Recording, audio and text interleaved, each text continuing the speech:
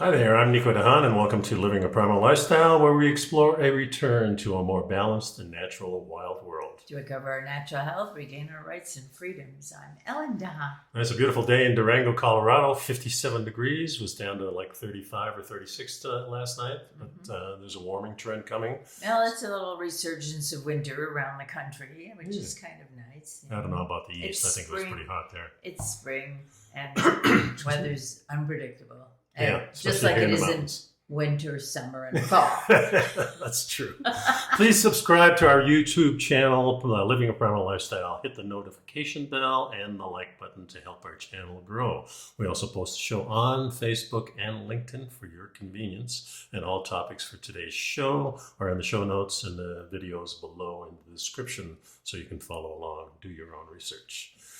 We highly recommend Mother Earth Labs for all your vitamin needs if you wish to enhance your diet with natural and effective supplements. Hit the link in the show notes to maximize your nutrition with humic and fulvic and essential multivitamins. These two products give you all the essential vitamins, minerals, and amino acids required for your immune system, with the ability to access them and also to detox the bad stuff out of your body. And if you were familiar with the Primal Edge, this is the replacement for the Primal That's exactly right. And they also make a great selection of other products that may interest you. So check out the link below. Today's show is called Going into Nature is Like Going Home. Ticks, sea squirts, zinc, inflammation, and thunderstorms. Those are the things we're talking about today. You like the title? I like the title. I like last week's title a lot too. Yeah. So this first article is called "The Tick That Makes You Allergic to Meat and It's Spreading." Ooh. Meaning, it's interesting from a grammatical perspective.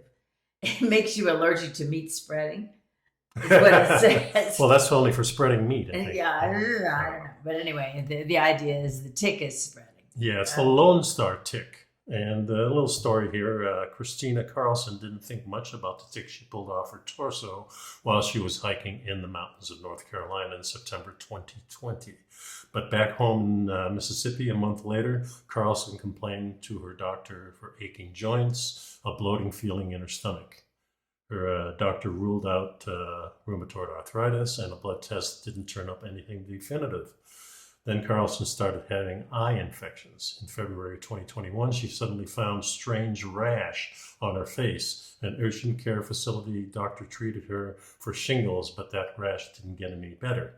And then when she went back to the doctor's office, a nurse practitioner was astute enough to say, well, by the way, do you remember having a tick bite? Ooh. And then that led to another blood test, and that revealed antibodies associated with alpha-gal, which is a sugar found in the meat and fat of non-primate mammals.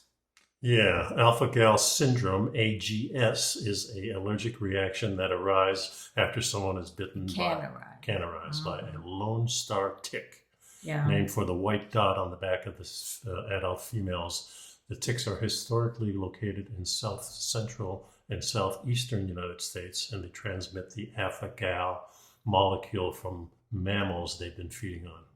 Yeah, to the people they bite. Yeah. Apparently the ticks are now moving up, and they've been found in New Jersey and New York, on Long Island. Yeah, because of the warming climate. Well, that's what they're saying, but we don't really know. Well, it's definitely getting warmer. But, in some places. Yep, that's for sure. Normally, when a person eats meat from a non-primate mammal, notice they make the distinction there. Yeah, well, we haven't been eating monkeys. No, we haven't, so we're in good shape there. Or people. Not yet anyway, right? No. Such as pigs or cows, their body does not react to alpha-gal. Alpha-gal. Alpha-gal. Alpha. Right. Yeah. Okay. You know what I said? Sometimes I slur a little. But when a tick bite introduces the molecule, the immune system recognizes it as an invader and produces the antibodies that are known immunoglobulin E that tailors against those. The IgE antibodies attached to fighting disease-fighting white blood cells. And they go into the bloodstream, and they mast cells. They also go into the mast cells in the tissues. And the next time the cells come into contact with any alpha-gal from any source, including meat, the antibodies recognize it, and the immune system attacks it. So what they're saying is that the thing about the allergic reactions, which usually begin within 2 to 6 hours after ingesting alpha-gal, vary from person to person. They can be as mild as tingling in the mouth or as extreme as anaphylactic shock. So, and some people, just totally varies from person to person. But this lady that we were just talking about, Christina Carlson, she would immediately experience tingling and sometimes sores in her mouth, and within 24 hours have eye irritation, joint inflammation, rashes on different parts of her body, and swelling in her left arm. It's kind of interesting that it's a strange disease, and it makes you allergic to something that your body normally has no trouble digesting. Yeah, and as of this time, there's currently no treatment or antidote for it. But epinephrine is used for anaphylaxis and so on. But as soon as she stopped eating any animal products, the hoofed animal products, the rash, the infection, the joint pain, the inflammation all went away. So this article does say that for most of the Americans diagnosed with AGS, the meat sensitivity does not appear to be permanent, and it often resolves in 4 to 5 years. And that's a long time. It is a long time. 4 to 5 years of not being able to eat your regular diet. Yeah, well, it does say specifically hoofed animals, so I'm wondering if you can eat rabbit or birds. Shellfish, seafood. Seafood and things like that. Yeah, so that there are other things shouldn't be a problem. Then apparently they say that the cells do not seem to convert to long-term immune memory cells. So it does go away afterwards. But now they do say that if you spend a lot of time outdoors, if you're a park ranger or land surveyor, I would say if you're routinely hiking and camping in the woods, you're constantly exposed to these ticks. Especially in the east. If you get in that particular area, the southeast, the south central, and then some up in New Jersey, New York, they say that the repeated exposure seems to lead to long-lived memory cells, and the alpha-gal allergy could become permanent for you. Yeah, so that's not too cool. Yeah, they're trying to figure out, if you go down to where it says researchers would like to find out if it contributes to other conditions. Right. Yeah. And there was a large study in 2022, and the researchers associated heart attacks with a positive blood test for alpha-gal allergies. So it could be involved with other things too. Yeah, apparently, it puts a big stress on the immune system. Well, if it's not allowing you to eat certain things, that certainly can put a damper on things. Well, right. If you can't eat any meat, any chicken, any cat, any pigs. I don't know if chicken, because they just said hoofed. Yeah, and it's a bird. So so it says mammals. That shouldn't be a problem. Right. So you can still eat some birds. But it's interesting because they talk about the fact that there are companies. There's one in particular, a biotechnology subsidiary of United Therapeutics called Revivicor. They raise pigs because there's so many of the transplants can be from a pig. For whatever reason, our human bodies seem to take the transplants well. I think because pig has a lot of fat in it, and it may end up there. That's where a lot of these enzymes end up. Well, it does say the animals they raise pigs that are genetically modified to be free of alpha-gal, because the sugar also causes the human body to reject pig organs. So in 2020, the U.S. Food and Drug Administration did approve the meat for these gal-safe pigs for human consumption. Gal-safe pigs. Capital G. And I'm wondering if there's a beta-gal instead of just an alpha-gal. Yeah. Well, I don't know. It's a strange. Yeah, I'd never heard of this before. No, it was just very interesting. So the second article we have is eating this bizarre sea creature might make you look a little younger. And what is that? That bizarre sea creature? It's a sea squirt. Yeah, which is kind of like a sea vegetable. Yeah, it's a little tubular animal that attaches itself to the bottom of the ocean, to the coral reefs and things, and then squirts out liquid. Maybe to capture the fish or things that are swimming around. or to expel waste So it products. says here, eating a strange sea creature may be able to reverse the signs of aging, scientists say. Excuse me. This is a study that has been done from a couple of Chinese universities, the University of Chinese Academy of Sciences and Stanford University. So they used mice, but as they do with a lot of studies, that it translates into human use, and we'll see. Well, it says here that they use mouse models. That's mice dressed up really nice.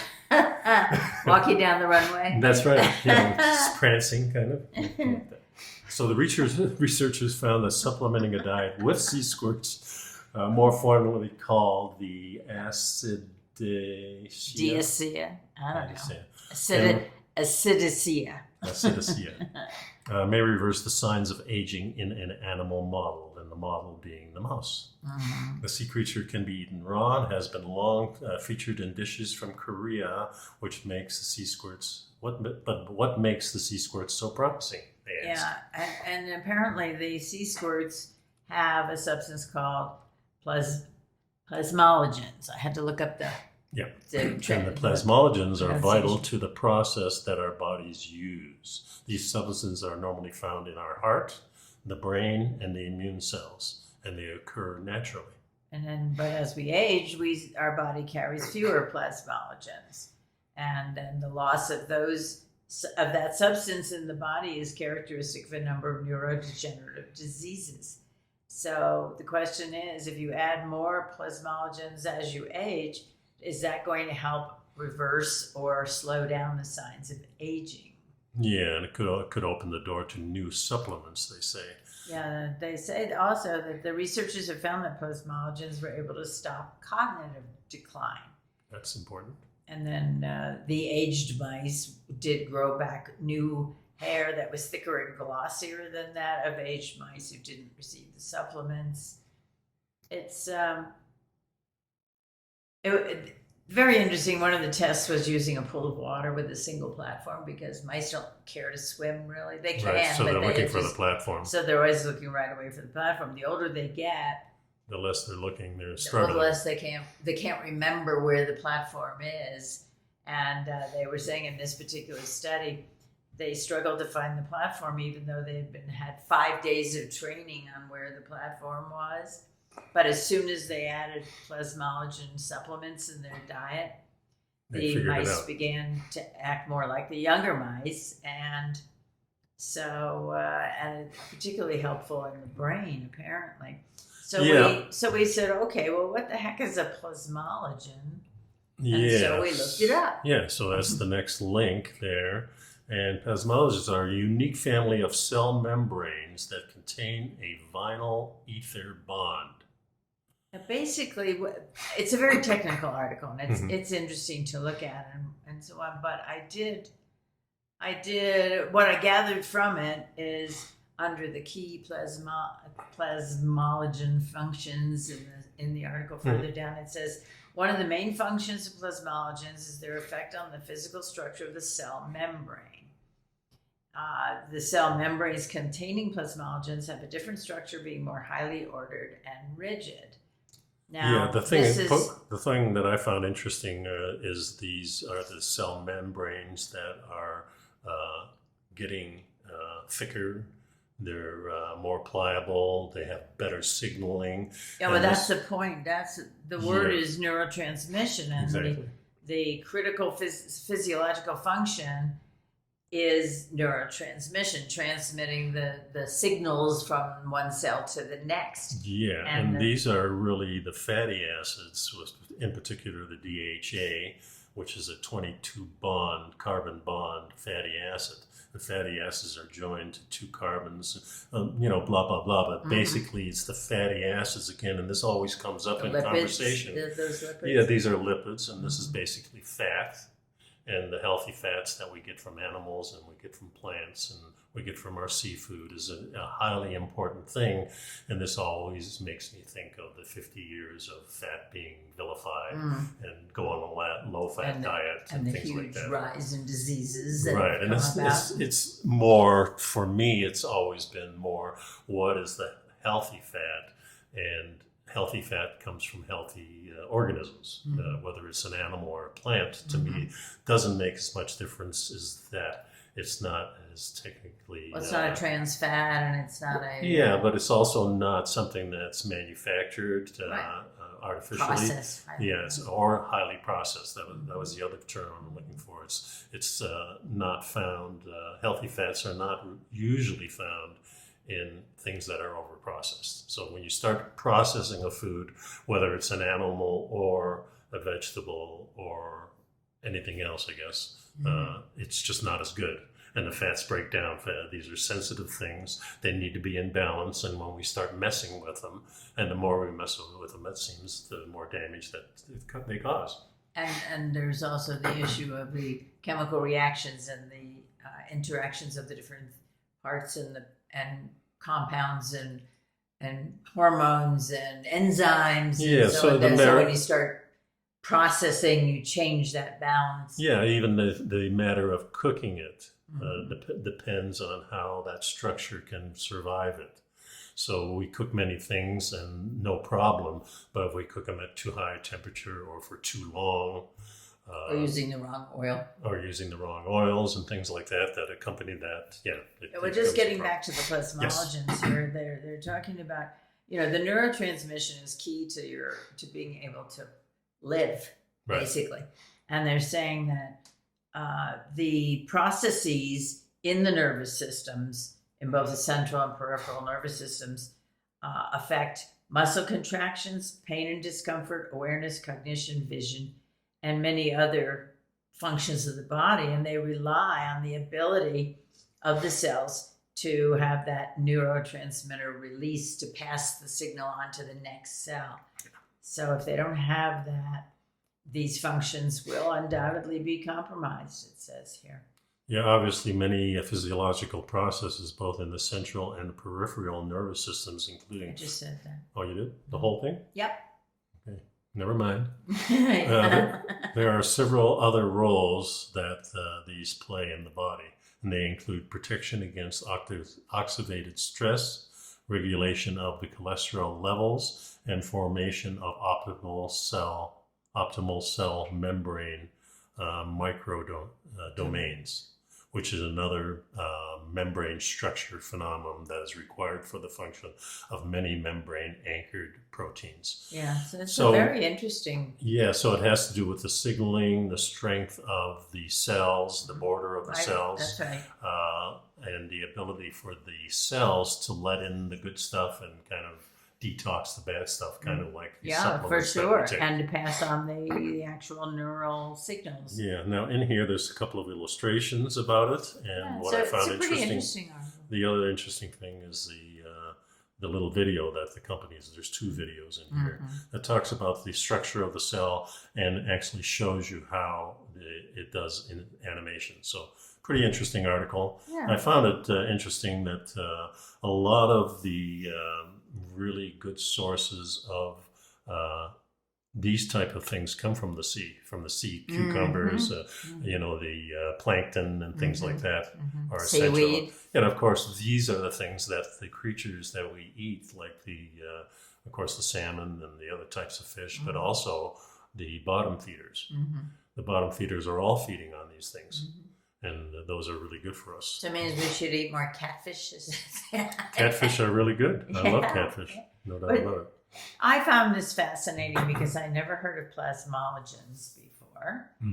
And it just, to me, it was very interesting. Then we were talking about whether we might take some supplements. Well, we're going to look further into that. Yeah, I looked at it, and there are a bunch of different supplements. I think most of the things that we were taking already have this in it. But I'm going to do a little more research on that because I'm not keep you posted. Sure. Yeah, that's for sure. We're always looking for ways to slow down the aging process and or improved quality of life. That's really what we're about. And the next article is about zinc, and it says here that this is a mineral that is non-negotiable for your health, but most people don't get enough of it. The title of the article, however, is a little different. It says, exactly how does zinc help the immune systems? And the experts are going to explain it to us. So immunity is a complex process that relies on various nutrients, just like we were talking about with that supplement thing. Chief among them being zinc. Research also shows that zinc plays a role in multiple aspects of your immune system. Yeah, how does it work? Yeah, I looked at the article, and it says zinc is an essential trace mineral and the second most abundant mineral in your body. Next to iron. Iron being in the blood, of course. But I didn't know that. And you don't think about zinc, and your body doesn't make zinc. Yeah, and that's why it's called essential. So essential nutrients are some things that we can't get. We can't make our bodies don't produce. So we need to get it from our food, or we need to get it from the air, or we need to get it from the water. Just those are the three things that we take in. But the interesting thing is you only need a trace amount on a daily basis, kind of. You don't need to take massive amounts of zinc, even though it's the second most abundant mineral in your body. Yeah. It plays a role in the activity of more 1,000 enzymes in your body. 100, excuse me. These enzymes are involved in critical functions like making DNA, protein synthesis, your senses, that's the vision, taste, and smell, your immune function, and even cell growth, division, and metabolism. Yeah, so it really is a huge, huge role in the whole structure of, and they say that people are, a lot of people are deficient in this. And so this kind of made me wonder why. I knew why, because I've talked about this subject endlessly, not only zinc, but iron and all the other things like magnesium and things like that, which is the first thing they give you in the ambulance, magnesium. These are things we have a magnesium spray if we have a muscle cramp. Exactly. So these minerals are highly important, and we can only get them through our diet. Yeah, and according to this, I'm just going to skip down a little bit. And it says that zinc acts as an antioxidant, which strengthens your body's natural defense mechanisms. And zinc also has anti-inflammatory properties and can help combat oxidative stress. Yeah, so because your body can't make zinc, or any mineral for that matter, you can get it through your diet and supplementation. You have to. You have to, exactly. As it stands, about 15% of U.S. adults aren't consuming enough of it. Yeah, and then it goes on to say that there's an even higher deficiency in inadequacy in older adults over the age of 71.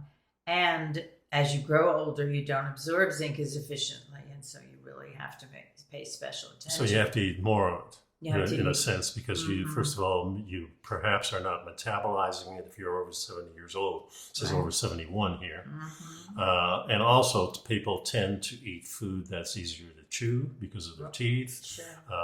Something that may not upset their stomach because their digestive system may be compromised through the years because of a bad diet or because of other things. So it made me go to another article. Well, before you do that, right here it says, vegetarians and vegans may also have a particularly difficult time getting adequate amounts of zinc. Yes. Partly because seafood and meat are the primary food sources of zinc. Yeah. Because we didn't get to that. So, yeah. And but also plant-based sources of zinc are less bioavailable. We've talked about this many times. That's really the important part to understand, that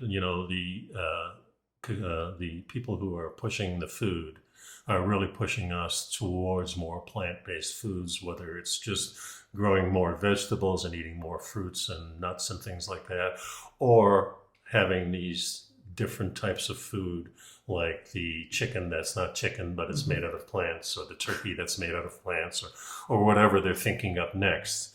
And the reason that they're still calling it chicken, but it's not, and meat, and it's not, they're trying to pull the wool over our eyes, in a sense. They're trying to create they're conflating, so that the person hearing it will think, oh, meat, okay, that's good. Bad. no, it's good. Uh-huh. Meat. If it's meat, it's a meat. Oh, I see what you're saying. Or Yes. it's a chicken. They're yeah, still that's calling fine. it meat. Yeah, because it's still meat. Because your And brain it's goes, not. okay, Sure. that's fine. And then it's, but of particular interest to me when I was looking at this was the fact that there are a number of plants that have anti-nutrient compounds, particularly phytates, Right. that are in plant foods, and they inhibit the absorption of zinc and other minerals in the gut. So that was interesting. And if you take, then they talk about some side effects. If you take too much zinc, it can lead to gastrointestinal upset. But ultimately, just having a diet of well-sourced meats, chicken, whatever, and getting the zinc, and you just need trace amounts. Well, as you get older, you probably need more. And you need more as you get older. And we're being told through the advertisers is that as you get older, you better pay attention to your health. Don't eat so much meat. Start eating more vegetables and fruits because that's what's good for us. So that's propagated through all the articles that we always talk about. It's always stuck in there. Yeah, well, the next article, as you Well, point out. I really went to search for this. I says, okay, what's the best sources of zinc? Let's take a look at it. And when we go to that, the first thing... Here, before we get to the actual choices, it does say... I'm going to take a little break here. I got to blow my nose. Okay. Your body does not store zinc, so you need to eat enough to make sure you're meeting your daily requirements. And then it's recommended that men eat 11 milligrams of zinc per day. Women need 8 milligrams of zinc per day. If you're pregnant, you need 11 milligrams. If you're breastfeeding, you need 12 milligrams. And young children, teenagers, elderly, and women who are pregnant or breastfeeding are at a risk of zinc deficiency. But it does say, if you eat a healthy, balanced diet that includes zinc-rich foods, that should satisfy everybody's needs. Yeah, but I think it's confusing now because they're plugging so much plant food into the matrix of what they're telling us. Yeah, well, let's take a look at... Yeah, so the number one thing really, and this is what I was wondering, is what are they going to put up here for zinc? Because I automatically knew that if you eat a prime rib or something like that, or a ribeye, you're going to get all the zinc you ever need. Right. So the first thing on here is showing a nice cut of meat. Looks like maybe skirt steak or something like that. But meat is an excellent source of zinc. Red meat in particular is a great source, but ample amounts can be found in other kinds of meat too, including, of course, the other things like lamb and beef too, and I even think chicken and things like that. Yeah. That's here. So in fact, 100 grams, which is 3.5 ounces serving of raw ground beef contains 4.8 of zinc, which is still 40% of all that you need. Oh, we got a little light flickering going on here. What that is about? Let me see if I can fix that. Go ahead. All right.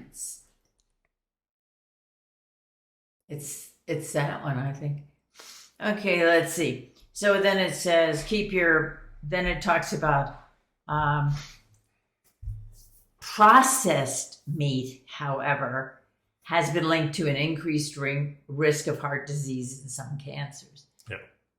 So, you want to try turning that one off? No, I don't think it's that one. I think it's the other one. No, it looks like these are the ones flickering. Yeah, they are.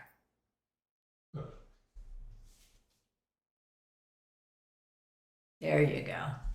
Okay. Engineering on the spot, folks. Okay, so number 2 in this article is shellfish. Shellfish are healthy, low-calorie sources of zinc. Oysters in particularly.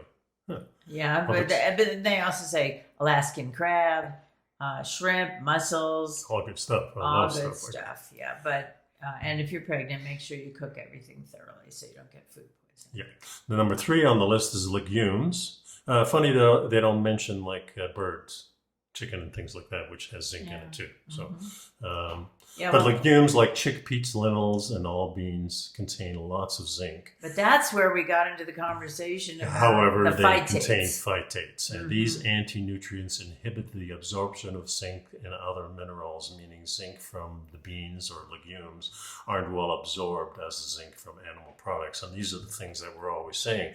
Yes, if you look under the microscope, you identify that it has zinc, but what happens when you start eating these things, and how can we get these phytates out? And it all comes down to the same thing. You're soaking the beans, you're sprouting them and fermenting them. Heating them does help. Yes, this is why twice cooked beans, like refried beans and things like that. Yeah. There's a reason that our ancestors came up with these formulas. Somehow, without looking through a microscope, without reading a manual, without looking on the internet. Exactly. Yeah. So the point was that what you're looking to do is increase bioavailability of anything that is plant-based. That's right. And so you do that by cooking, by soaking, by sprouting, by souring them, by fermenting them, by changing the matrix of what they do. We're going to live with this. Again. It's probably lightning outside somewhere. No. Somewhere on Earth it's lightning. Did you, is it up as far as it'll go? Yeah, but I'll just try it again. Okay.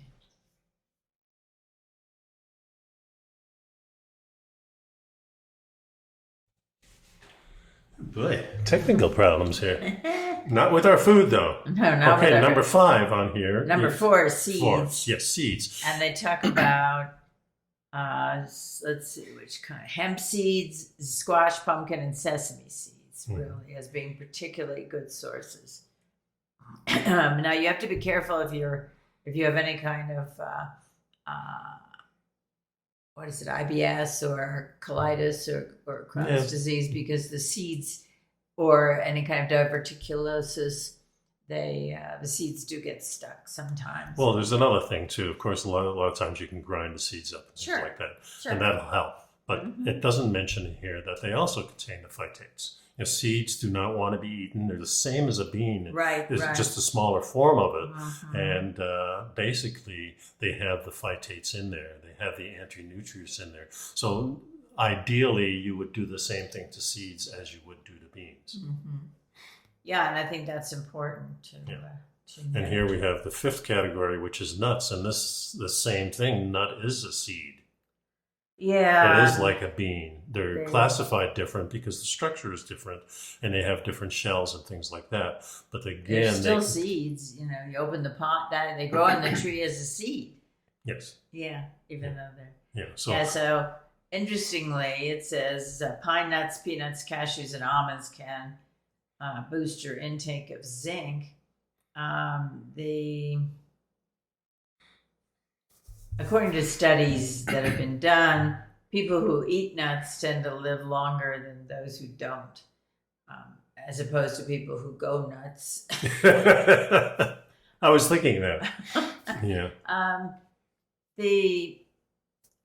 There's a reason why so many people have peanut allergies. There's a reason why cashews don't agree with me. Yeah, cashews are really not a nut. They're more of a bean. And so we do eat almonds and occasionally some pine nuts. And pistachios, we love those things. Yeah. Number 6 on the list is dairy. And I would really put dairy and things like eggs, which is number 7. I would put them in front of the beans, and that just for classification purposes, because they're easy to digest. Right. Dairy, however, is a problem for some people. Right. And depending on the cow, we know that the A2 cow is not as susceptible to adverse reactions to people. And that's the European cow. That's the European cow. Not the American. Yeah, and there are some in America too that they grow. But just be aware of that. And people who have problems, I would say don't go to the nut ones. Don't go to the almond milk and the rice milk and stuff like that, because they don't contain the same things unless they're fortified. And if they're fortified, then you're looking at an inferior product anyway. And number 7?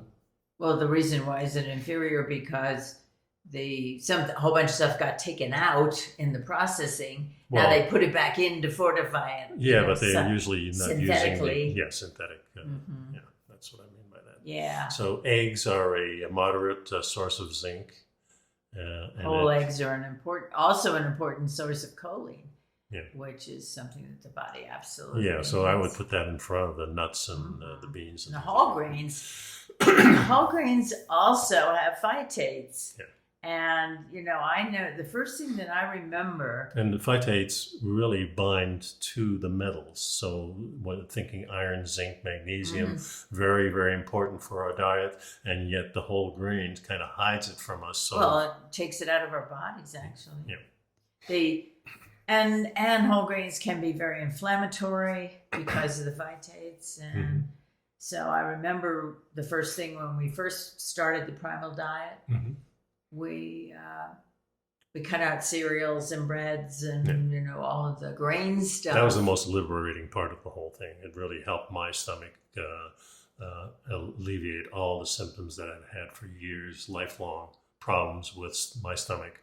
And all of a sudden, by stopping those particular things, stop consuming those, boom, all those problems went away. Well, and not only that, but apparently they were very inflammatory for me because I immediately, within 10 days, went down 2 belt notches. Yeah. Just from the bloating that I was having for years from that. The last thing on the list here is, or not the second last thing, is some vegetables. So fruits and vegetables are a poor source of zinc. Generally, yeah. However, some Some, do have reasonable amounts. They do, particularly they mention potatoes, regular white potatoes and sweet potatoes. Yeah. Well, just think of it; they're in the ground.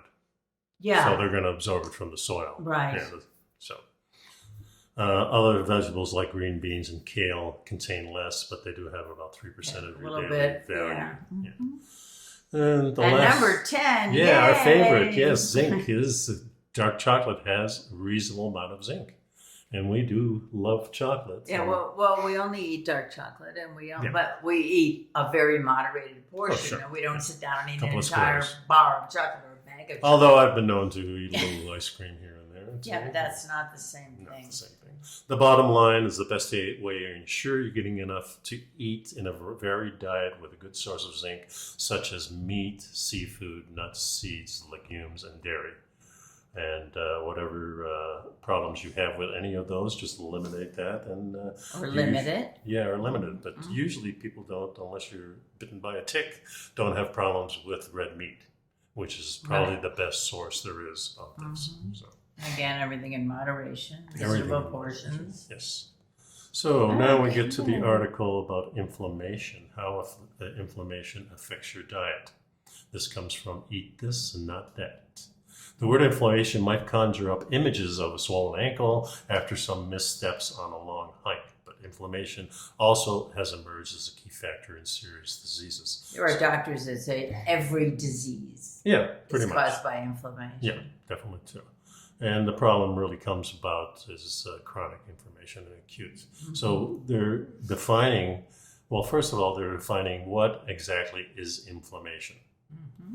Yeah, and it says that it's the body's natural way of defending itself against tissue damage as well as against viruses and bacteria. A defensive response governed by the immune system dispatches white blood cells to the affected sites, resulting in redness and swelling and symptoms such as fever. But sometimes the immediate or acute immune response is not enough to clear the viruses, and at that point, the inflammation will become chronic, then resulting in harm rather than assistance and help in the body.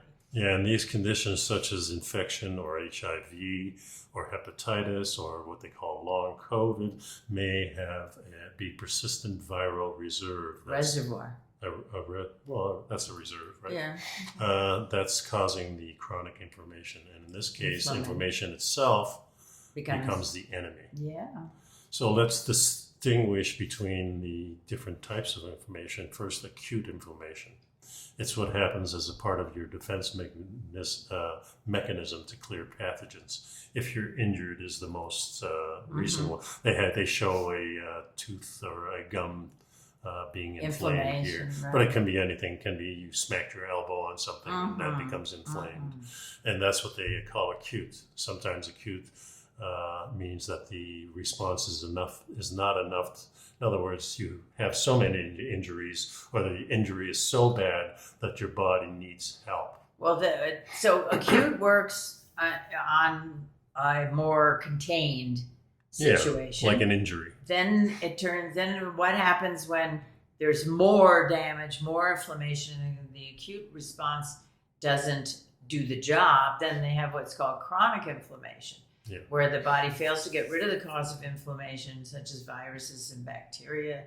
And then in the article they say, we believe that there may be a persistent viral reservoir that's causing the chronic inflammation, and that's then when enough, even though inflammation evolved to counter pathogens, it is also engaged by other causes. So having an excess amount of fat is able to trigger the immune system and induce chronic inflammatory response because of the things that are hiding in the fat. Mm-hmm. If you're accumulating fat, usually that's where the toxins are, and these may be released through, because you already are inflamed, and the body starts to attack itself in a sense. That's exactly, that's where you run into some real serious problems with inflammation. Yeah. So homeostatic inflammation is homeostasis. Homeostasis. Yeah. I can't think of a disease which doesn't involve inflammation, but we are learning more and more about the physiological role of inflammation.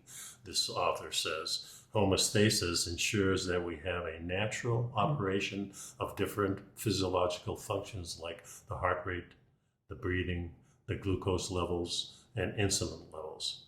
These two systems, the inflammatory system and the homeostasis, work together to maintain each other. Sometimes the internal response has to override the homeostatic response. So things like adaptation to a different diet.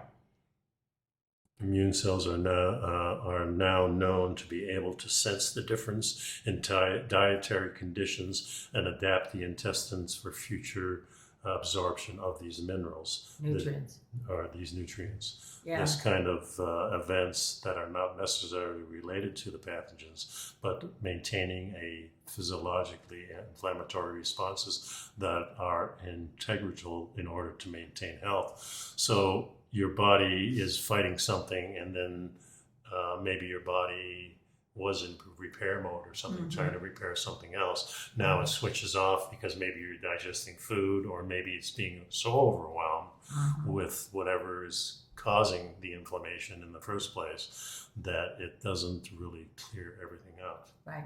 Yeah. Yeah. Well, there's lots of trauma to the system and the process that is possible in today's world. No doubt about it. So you really have to do the best you can to deal with what you can deal with. Yeah. And they go on to say that a number of lifestyle changes can reduce inflammation. So of course, one of them was that we quit eating grains. We have now we're at the point where we'll take a little sourdough bread, because the sourdough has been modified, has been processed in a manner that makes it digestible, so and took out some anti-nutrients. The phytates were removed and so on. And they also say that the most effective way to reduce inflammation is to lose weight. Yeah, to kind of normalize, which we found really happened by changing our diet 15, 20 years ago, when we started eating more of a primal diet, maybe along the lines of the paleo style diet, where we started eating more meat and did away with the grains and did away with some of the vegetables that were giving us problems. So on here, they say other changes that may help reduce inflammation. And this is kind of an interesting part for me. Eating a diet that's low in added sugar, of course, high fructose corn syrup, naturally processed foods, and simple carbs, and rich in fruits, vegetables, fiber, nuts, and omega-3 fatty acids, like the kind found fatty fish. Of course, nowhere are they going to mention red meat. Yeah, wow. Which in the other article, it was really the top of the list. If you want to include these minerals in your body, like zinc, you're going to have to include the red meat in your diet. Otherwise, you're going to be deficient. You're going to have to take supplements, which we agree. We take the supplements. It's important. But I think the standard of the diet really and your health is going to be what you consume as food, not so much the additional. Although the additional, I think these days can help you. If you reduce or eliminate the sugar that you've been eating, not drinking the sodas every day, not not eating the big desserts, not munching on snacks that are full of sugar. You know, I looked up the ingredients in lactate ice cream. As they were yesterday, I happened to be looking at something and talked about lactate ice cream. You know, for those who are lactose intolerant, whatever. Right. So I look up the ingredients. So the first ingredient is milk. The second ingredient is cream. Both of which, if you have a dairy problem, if you have a lactate, they claim that they say that milk has been the lactose was removed from the milk. There's a process that you can remove that. Okay, no but so it's ingredient more number processed. 3 was sugar. Ingredient number 4 was high fructose corn syrup, which is sugar. Yeah. So what they're doing is they're substituting, you know, the actual sugars that are in there with a different type of sugar that doesn't have the lactate in it. Yeah, but the problem is that eating a product where the third and fourth ingredients are sugar and high fructose corn syrup never gets processed through your body, they say. Yeah. It's very well, difficult. some people do have problem with dairy. You do, right? But if you get it from an A1 cow, most people are not allergic to those. Some people still are. All right. Well, then they go on to say reduce your intake of saturated and trans fats. Yeah, I would say trans fat. That makes sense. Saturated fat. If it's derived from a healthy source, from exactly. from pastured meat, you know, that kind of thing, then it's actually healthy and crucial to your brain health and other things in your body. Also, getting regular exercise, reducing stress. Reducing stress, yes, just like that.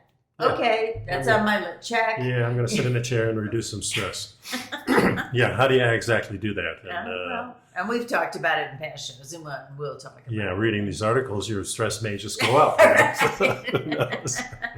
The last thing they say here, following your doctor's advice and routine testing, and keep your heart healthy, and consulting them if you have any questions or concerns. Yeah, find a good doctor for sure. Yeah. All right, where are we now? Okay, we're at the last one. Love thunderstorms. There could be a psychological reason for that. That is for sure. And I've told the story many times, I think. And we lived up in Sudbury, Ontario. My dad introduced me to thunderstorms. And anytime there was a thunderstorm, we would go outside, sit on the front porch. Hopefully not be the tallest thing in the area so the lightning wouldn't strike you. Yeah. I've never had that problem. Right. But it's a thrilling thing, and the article in here goes on to talk about various different things that people have done reactions to thunderstorms and how it people affects seeking it out, actually. Right. And that's what we kind of did. And I haven't done it as much lately, but when there is rain out there. We haven't had any rain. Yeah, we don't have much rain up there. And when it rained overnight. We're having a drought. Yeah, we definitely are. And there's a fire nearby, too. But, you know, the other night we had the doors open because the weather was a little warmer during the day, around in the low 70s, and then at night it drops down, and we were cooling off the house. I had the door open while I was just reading a little before I went to bed, and suddenly I realized I was smelling rain. Ozone in the air, and I went to the door and smelled, it just smelled so good to me. And of course the ozone is healthy to breathe. Yeah, it's that feeling that you get in a thunderstorm. Not only the electricity is in the air, so everything's kind of excited. Of course, the sound is part of the whole, the rumbling sounds, and then the striking, but also the sound of the rain hitting the roof and things. Yeah, and they talk in this article about, according to some psychologists, the concept of amniotic sound. That would be when you're in the womb and sounds are muffled somewhat, that you get a certain level of sound in there and it's safe and you're protected in the womb. And he says there could be comfort in hearing the slow rumble of thunder, the fizz, crack, and intermittent crash of lightning striking in the distance.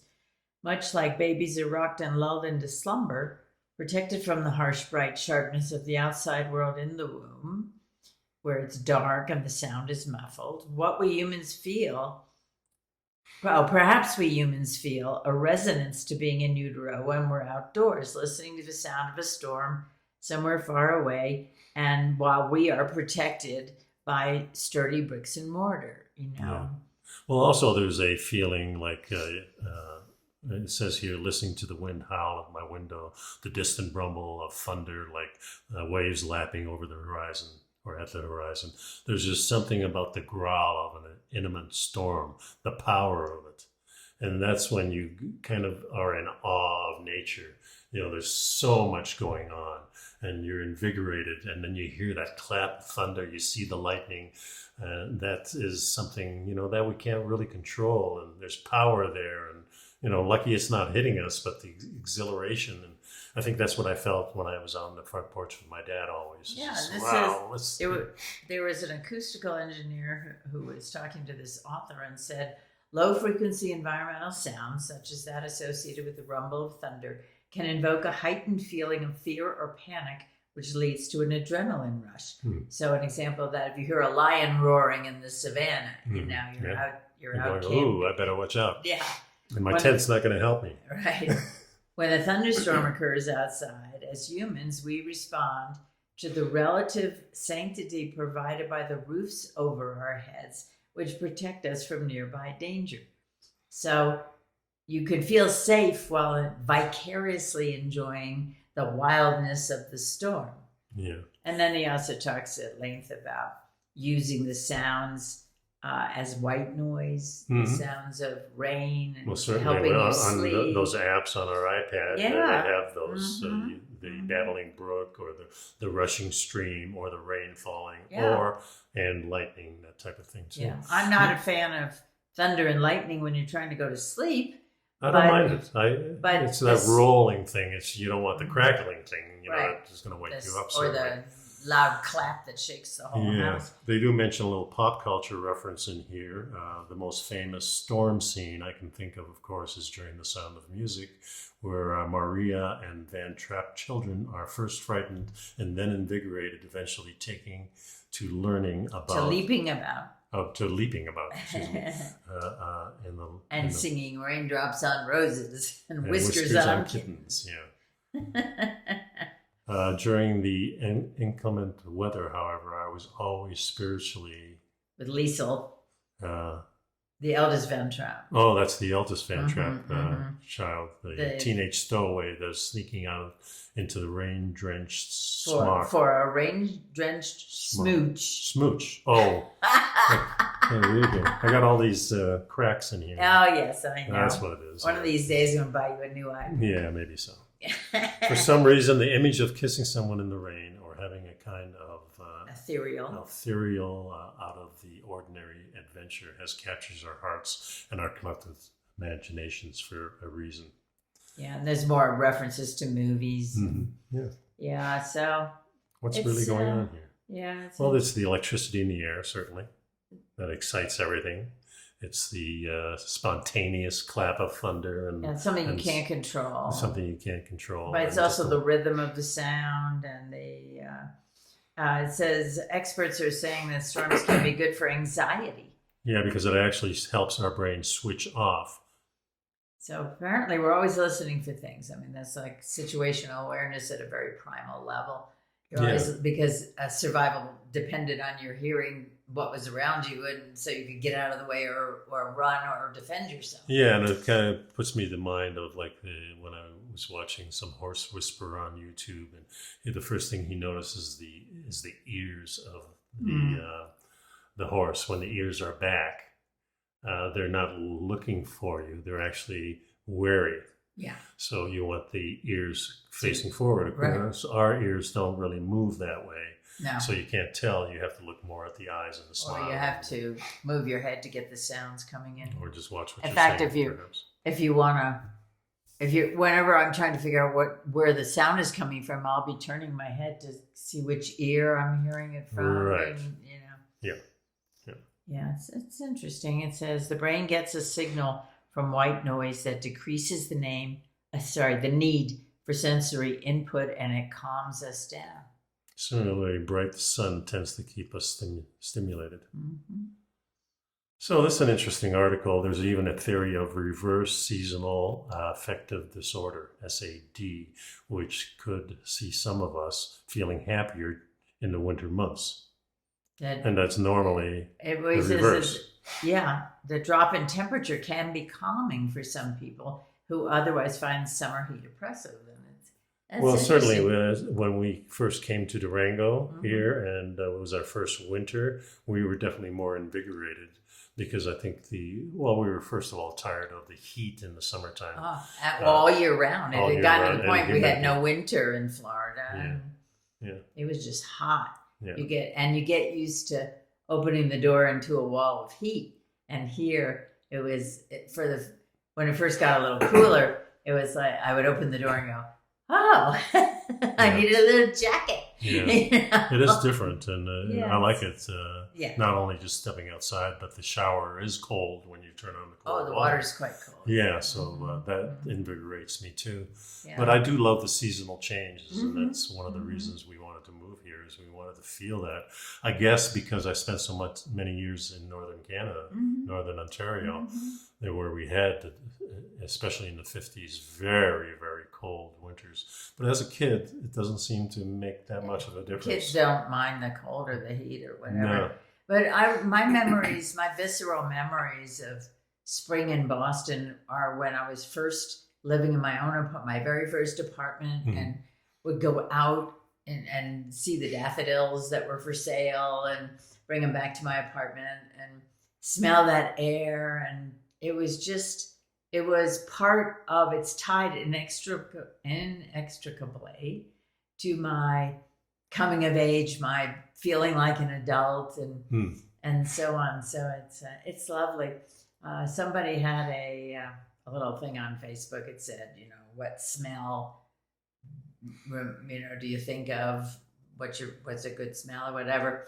And the first thing that came to me was the smell of coffee, because you proposed to me outside of a coffee place, and ever since then, whenever I smell, ground coffee or a coffee shop or something, it just... Well, you didn't consume a lot of coffee before you met me. I didn't drink any. Yeah.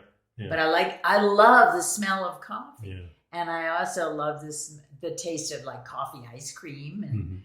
But I just didn't drink coffee. Well, and I introduced you to a better quality coffee too.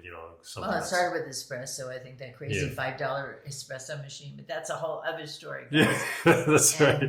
Today I like my coffee.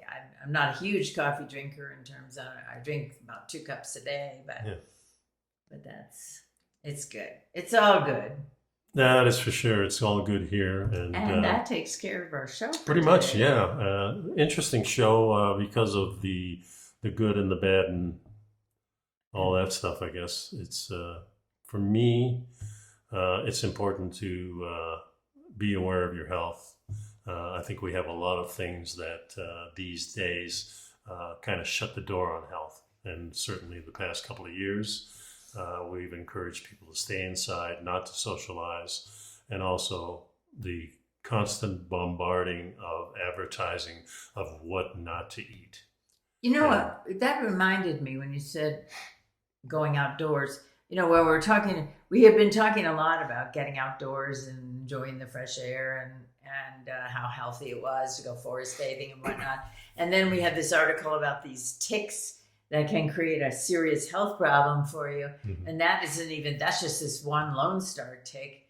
And then we have others that they give you Lyme disease, Legionnaire's disease. So it got me thinking about, and there's some articles recently too, got me thinking about when the world closed and people didn't go out. When we watch one of those post-apocalyptic movies, they always show you the downtown with trees growing in odd places and deer walking through the town, and the wildlife resurging and going back into getting control. Yeah, because they don't like us. Because of the noise and the pollution and the crowds, and we'll probably kill them. Yeah, that's the other reason. Well, and so I was thinking about it was about a period of at least a year when, for example, when the beaches were closed, the turtle population was definitely benefited because of that. And I'm just wondering, I guess in about 5 years or so, we'll start seeing some actual results of studies of how wildlife has rebounded or flourished without humanity. Well, they're doing the studies now, that's for sure. I've seen that. Yeah. They're starting to do them. But I mean, I'm not that interested in iguanas in the South Pacific Islands. Yeah. Well, I think it's, for me, it might be more of the unnatural things that we are close to us. In other words, when we look around the neighborhood, we have roads and we have buildings and things like that. And in nature, those things are, there's more spaces between them. Well, I'm also thinking of seafood. I'm thinking of the ecosystems that benefit from, there's no boats on the water, there's no people diving in the water, there's changes in the balance of predators and prey, and it'll be interesting to see. Well, we'll look up some articles and maybe put them on. Well, I think it's going to be another year or two before maybe we so. start getting some meaningful data. Anyway, we appreciate you, and thanks a lot for sticking around. Hit that like button, hit the notification bell, subscribe, take a look at Mother Earth Labs for your vitamin needs, and we would really appreciate it. So thanks a lot for that. And most importantly, be well. Yeah. Bye-bye.